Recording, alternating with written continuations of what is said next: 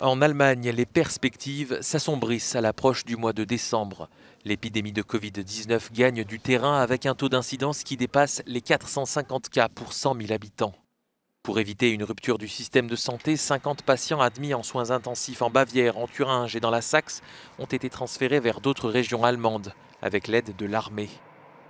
Alors que 3 cas du nouveau variant Omicron ont été signalés en Allemagne, la pression est déjà très forte sur le gouvernement d'Olaf Scholz qui doit s'installer dans les jours qui viennent.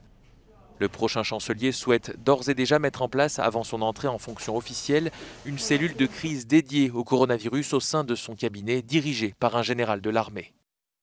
L'actuel ministre de la Santé Jens Spahn, qui appelle à une réunion entre le gouvernement fédéral et les Länder, conseille de mettre la pression sur les non-vaccinés en appliquant la règle du 2G, c'est-à-dire d'autoriser l'accès à des établissements uniquement avec une preuve de vaccination ou de guérison. Un test négatif ne serait pas suffisant. Mettez en place cette mesure pendant plusieurs mois, conseille-t-il.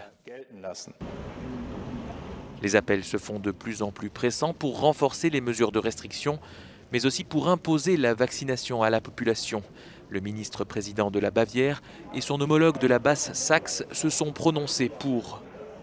L'Académie nationale des sciences demande pour sa part une réduction immédiate des contacts pour tenter de mettre un coup d'arrêt à cette vague épidémique.